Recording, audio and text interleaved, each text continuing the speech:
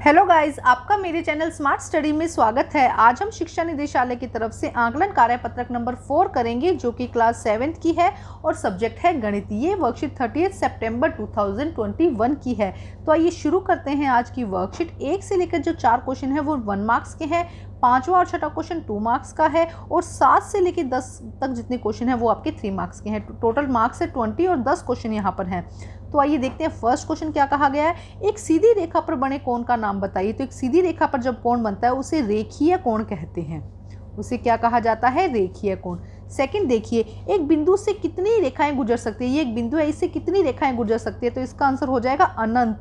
कितनी रेखाएं गुजर सकती है? अनंत रेखाएं गुजर सकती है एक रेखीय बिंदु पर। ठीक है, देखो इसको किस तरह से लिखेंगे हम, यहाँ पे लिखेंगे अनंत। अनंत रेखाएं गुजर सकती है। ठीक है, नेक्स्ट देखो क्या कहा गया है। 65 के संपूरक कोण का नाम बताइए, संपूरक कोण का मान बताइए। तो देखो 65 टोटल संपूरक कोण कितने का होता है? 180 डिग्री का। तो 180 में से अगर हम 65 को माइनस कर देंगे, ध्यान से देखो 180 में से अगर हम 65 को माइनस कर देंगे तो हमारा आंसर कितना आ जाएगा? 115, 115 कोण आ जाएगा। और इसी तरह से पूछा गया कि 50 के पूरक कोणों का मान बताइए। तो 50 के पूरक कोणों का मान कितना हो जाएगा? पूरक कोणों का मान कितना होता है? 90। 90 में से अगर हम 50 माइनस करेंगे तो हमारा आंसर कितना हो जाएगा? 40 डिग्री। हमारा आंसर कितना हो जाएगा? 40 डिग्री। ठीक है, अनंत लिख देंगे यहाँ पे। दो देखो, सीधी रेखा के कोण को रेखीय कोण कहते हैं। एक बिंदु से कितनी रेखाएं गुजर सकती है? अनंत गुजर सकती है। 65 के संपूरक कोण का मान 115 हो जाएगा और 50 के पूरक कोणों का मान 40 हो जाएगा। अब देखते हैं नेक्स्ट क्वेश्चन। देखो क्या कहा गया है नेक्स्ट क्वेश्चन में। रिक्त स्थान भरने हैं। एंगल 1 और एंगल 2 का वैल्यू कितना होगा? तो देखो ये एक सीधी रेखा पे कोण बन रहा है, इसका आंसर कितना हो जाएगा? 180 डिग्री। नेक्स्ट देखो एंगल 1, ये है एंगल 1 और ये है एंगल 4। ये क्या हो जाएंगे? तो ये दोनों एंगल जो हैं क्या हो जाएंगे? बराबर हो जाएंगे। ये दोनों एंगल क्या हो जाएंगे? एक दूसरे के बराबर हो जाएंगे। अब देखते हैं क्वेश्चन नंबर 6 में क्या कहा गया है। देखो क्या कहा गया है।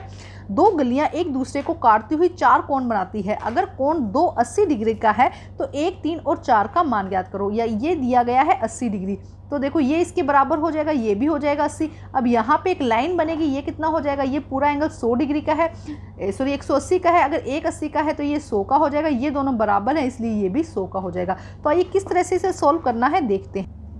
अब देखते हैं इसे सोल्व करते हैं। देखो क्या कहा गया था, अभी हमने देखा था कि कैसे समझाया था हमने। अभी देखो यहाँ पे क्या दिया गया है, ये एंगल हमें एंगल 2 दिया गया है। ये कितने का है? 80 डिग्री का है। अब देखो ये दोनों एंगल क्या है? एक दूसरे के अपोजिट है। ये वाला एंगल किसके अपोजिट है? 2 जो एंगल है वो क्या है? 1 के अपोजिट है। तो ये क्या होगा? शीर्षाभिमुख कोण या वर्टिकल अपोजिट एंगल हो जाएगा। तो ये भी कितने का हो जाएगा? 80 डिग्री का। तो 1 एंगल कितने का हो जाएगा? 80 डिग्री का। हमने 1 एंगल निकाल लिया, ये 80 का, क्योंकि 280 का है तो उसके सामने है ना, तो शीर्षाभिमुख कोण हो जाएगा। ये कितने का होगा? 80 का। अब देखो यहाँ पे ध्यान से समझो, यहाँ पे क्या हुआ? एक स्ट्रेट लाइन बन रही है। यहाँ पे क्या हो रहा है? एक स्ट्रेट लाइन बन रही है। देखो ध्यान से, ये देखो ये। अब स्ट्रेट लाइन पे जो एंगल बनते हैं, ये वाला जो पूरा एंगल बनेगा, ये पूरा एंगल कितने का होगा? 180। इसमें से हमें 80 तो पता है, तो हम एंगल 3 भी निकाल सकते हैं। तो हम क्या करेंगे? 80 + 3 इक्वल किसके है? 180 के। तो 3 एंगल किसके आ जाएगा? ये आ जाएगा 100 के इक्वल। ध्यान से समझो, देखो क्या कहा जा रहा है यहाँ पे कि ये हमें 80 दिया है, तो ये हमारा कितना हो जाएगा? 100, क्योंकि ये क्या है? एक स्ट्रेट लाइन पर एंगल बनता है। जब एक स्ट्रेट लाइन पर इस तरह पूरा एंगल बनता है तो वो 180 का होता है। तो हमें यहाँ पे कितना दिया है? ये दिया है हमें 80 का, तो बाकी का कितना हो जाएगा? 100। तो हमारा कितना आंसर आ गया? थर्ड का एंगल कितना आ गया हमारा? 100। अब देखो यहाँ पे आप इस तरह से भी लिख सकते हैं, एंगल 3 और एंगल 4 क्या हो जाएंगे? फिर से शीर्षाभिमुख कोण हो जाएंगे, तो ये दोनों ही 100 के हो जाएंगे। और चाहे तो आप इस तरह से कर सकते हैं, यहाँ पे एक स्ट्रेट लाइन बनाया।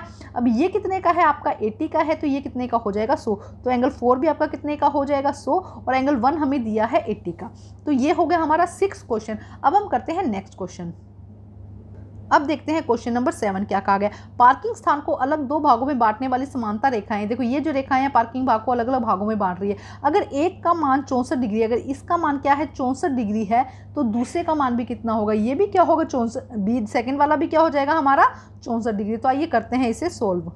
अब देखो यहाँ पे क्या हो जाएगा। यहाँ पे एंगल 2 दिया है 64 का, तो एंगल 1 दिया है 64 का, तो एंगल 2 भी कितना हो जाएगा? 64 का, क्योंकि ये क्या है? संगत कोण है। आप यहाँ पे ये लिखेंगे कि एंगल 1 एक ही लाइन पे इस तरह से जब कोई एंगल होते हैं तो वो क्या हो जाते हैं? संगत कोण हो जाता है। तो 1 इक्वल किसके होगा? 2 के बराबर हो जाएगा, क्योंकि ये संगत कोण है, या इसको कॉरस्पॉन्डिंग एंगल भी कहते हैं। अब देखते हैं क्वेश्चन नंबर 8 में। देखो क्या कहा गया कि एक सड़क रेलवे क्रॉसिंग, यह एक सड़क पर रेलवे क्रॉसिंग का स्थान है, x का मान बताना है, हमें यहाँ की वैल्यू बतानी है, हमें यहाँ की वैल्यू दी गई है।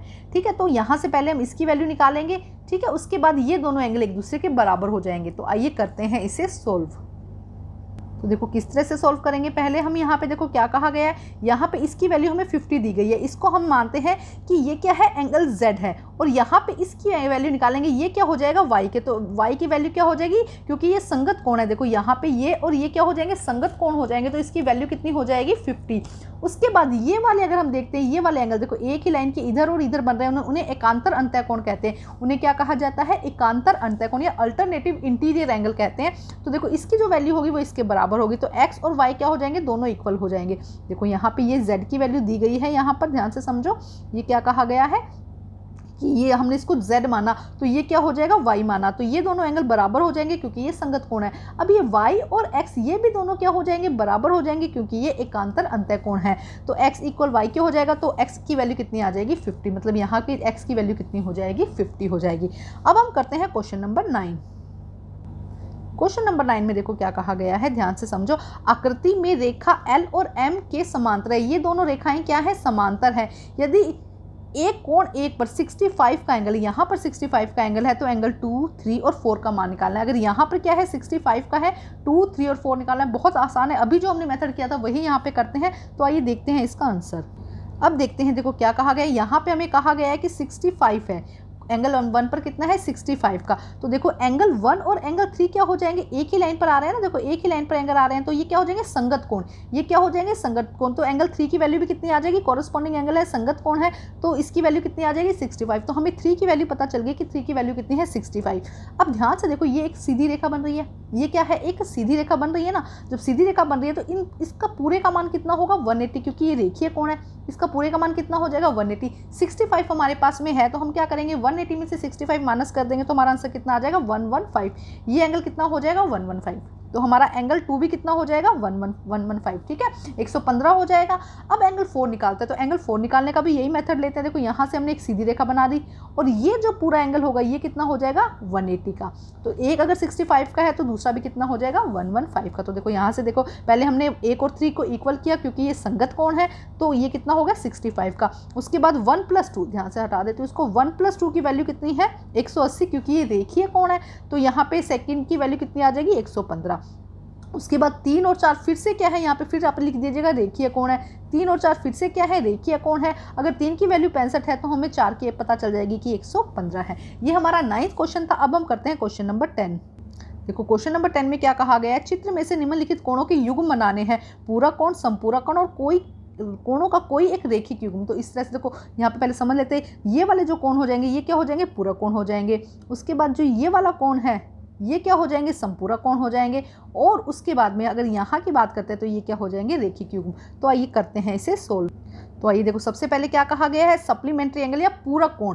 पूरक कोण क्या होता है, पूरक कोण वो होता है जिसके कोणों का योग कितना हो 180 डिग्री में बनने वाले सारे कोण। तो क्या हो जाएगा, देखो A, B और D। फर्स्ट क्या आ जाएगा A, B और D, उसके बाद D, B और E, और उसके बाद E, B और C, ये तीनों कोण देखो ABD, BDE और EBC, ये क्या हो जाएगा हमारे पूरक कोण हो जाएंगे।